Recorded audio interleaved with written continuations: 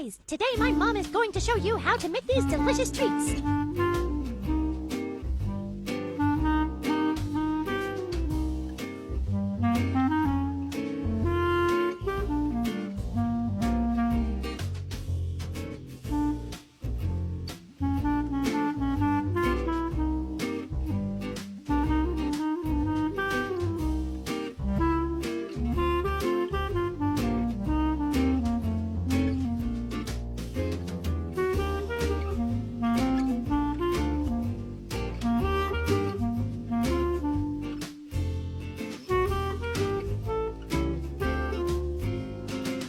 Recipe and cooking times, just ask my mom in the comments. She's the real chef.